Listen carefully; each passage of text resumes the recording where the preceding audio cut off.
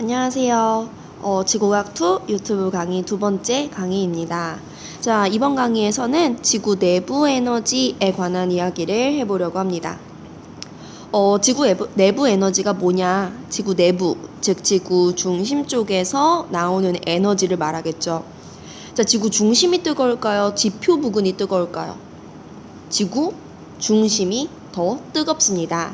지금 오른쪽에 나와 있는 그래프를 보면 알 수 있는데 지금 이렇게 깊이가 깊을수록, 즉 지구 중심으로 갈수록 온도는 점차 증가하는 형태를 보이고 있죠. 그래서 지구 내부 에너지라는 거는 고온의 지구 내부에서 지표 쪽으로 흘러나오는 에너지를 말합니다.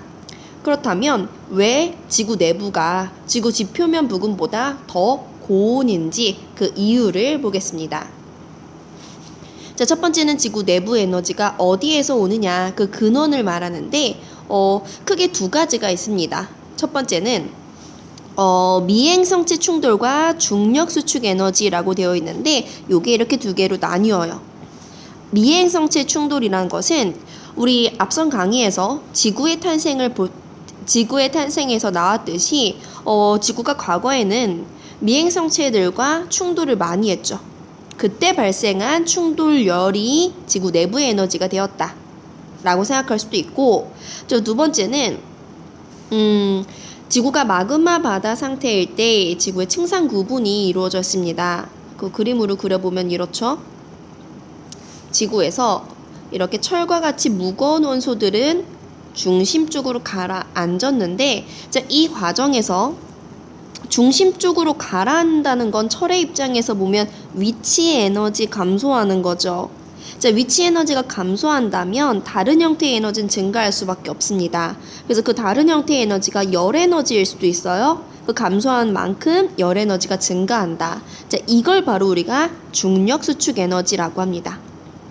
자, 이 미행성체 충돌과 그리고 중력 수축 에너지, 지구 탄생 초기에 이 두 가지에 의해서 지구 내부 에너지가 생겼을 수도 있고, 사실 가장 큰 근원은 두 번째입니다.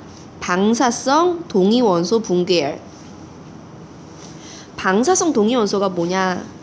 우리 동위원소 중에서 자연적으로 붕괴하면서 방사선을 방출하는 원소들이 있어요. 어떤 동위원소를 그려볼까요? 얘가 자연적으로 붕괴해요. 붕괴하면서 다른 형태가 되고 얘가 더 안정한 상태라는 거죠. 근데 이 과정에서, 붕괴의 과정에서 방사선이 나옵니다. 이 방사선이 곧 열의 역할을 하는 거죠. 근데 이 방사성 동위원소가 지각이나 멘틀에 많이 들어있어요. 지각이나 멘틀에 많이 들어있다.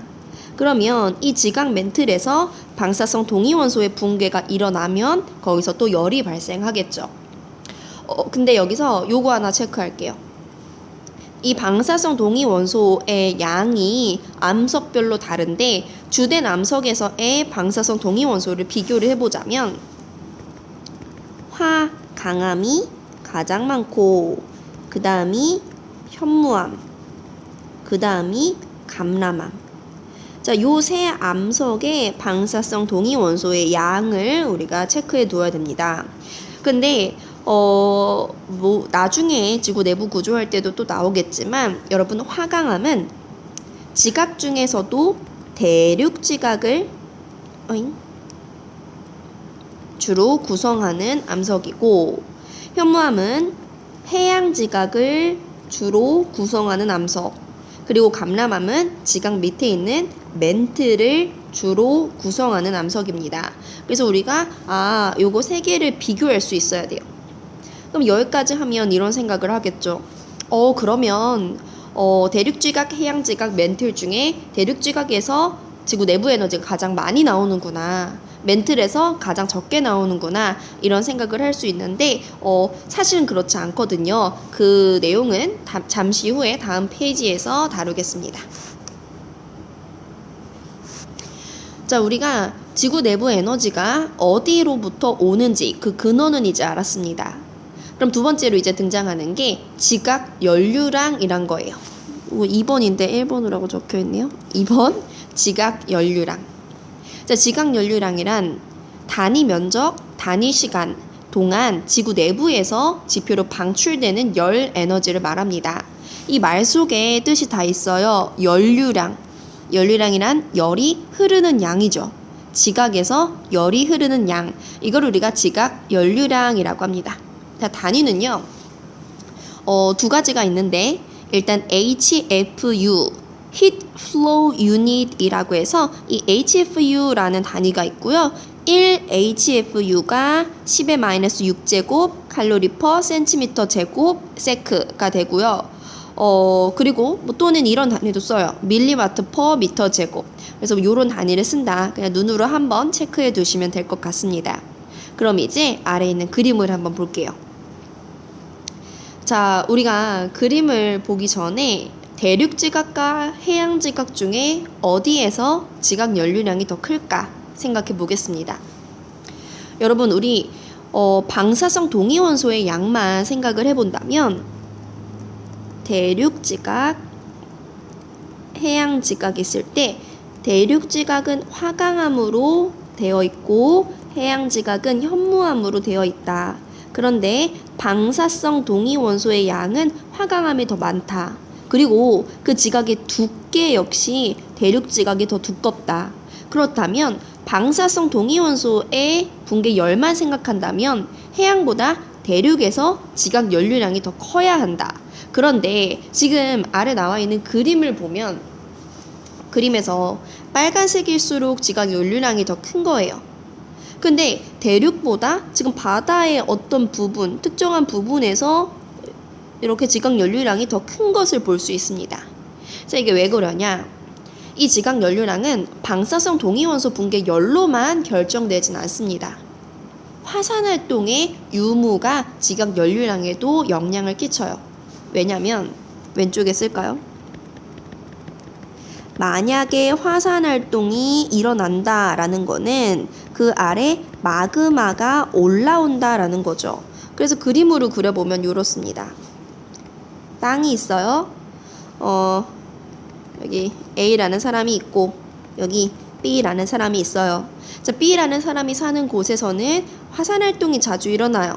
그 말은 이 B 아래는 마그마가 이렇게 존재하는 거죠. 그리고 그 마그마가 올라올 수도 있다는 거죠. 자, 그렇다면 A와 B 중에 지각 연료량은 누가 더 크겠습니까? 그렇죠. B가 더 크겠죠. 그래서 우리가 지각 연료량을 비교할 때는 대륙이냐 해양이냐 그 암석의 종류, 즉 방사성 동위원소 붕괴 열의 양도 중요하지만 화산활동이 일어나는 정도도 중요하다. 그래서 이런 그림이 있습니다. 자, 지금 아래쪽에 있는 이 그림이 바다에서 나타나는 지형인데 이 자세한 내용은 지구각 1에 나오는 거기 때문에 지금 우린 대략적으로 세 군데를 살펴볼게요. 먼저 해령이라는 곳이 있고 그리고 해구라는 곳이 있고 호상열도라는 곳이 있습니다. 여러분, 해령이라는 곳은 마그마가 상승하는 곳입니다. 즉 여기는 화산활동이 일어나요. 즉 지각 연료량이 이렇게 높습니다. 자, 해구라는 곳은 어떤 곳이냐? 해구라는 곳은 판이 지각이 이렇게 아래쪽으로 섭입 가라앉는 곳이에요. 그럼 여기는요, 뭔가 차가운 암석권이 가라앉기 때문에 지각 연료량이 낮습니다. 근데 이 오른쪽에 있는 호상열도 얘는 뭐냐? 자, 이렇게 해구에서 판이 섭입이 일어났을 때 이 섭입하는 곳의 윗부분에는 또 마그마가 생겨요. 그래서 그 마그마가 올라와서 이쪽에서 또 화산활동이 일어납니다. 근데 이곳이 바다라면 바다에서 일어나는 화산활동에 의해서 섬이 줄지어서 생기는데 그걸 우리가 호상열도라고 해요. 그럼 호상열도 역시 화산활동이 일어나기 때문에 지각 연료량이 높겠죠. 그래서 우리가 이 그림 꼭 기억해 둬야 되고 이렇게도 한번 정리를 해볼게요. 지각 연료량이 큰 곳과 작은 곳. 자, 지각 연료량이 큰 곳 대표적으로 바다에 해령이 있고요. 그리고 또 섭입대 위에 호상열도가 있습니다. 자, 지각 연료량이 작은 곳은 바다에 생긴 그 섭입하는 곳, 즉 바다의 구멍이라고 말하는 해구가 있고요. 그리고 우리가 그 대륙, 육지에서 화산 활동이 거의 일어나지 않는 땅, 그런 안전한 땅을 뭐라고 하냐? 순상지라고 하거든요. 그래서 순상지 역시 지각 연료량이 적습니다. 자, 이번 시간은 이렇게 지구 내부 에너지에 관한 내용을 다뤄봤습니다. 강의 시간이 길지 않았어요. 다음 시간에는 지진파에 관한 내용으로 찾아오겠습니다. 굉장히 중요한 내용이니까 꼭 들어주세요. 안녕.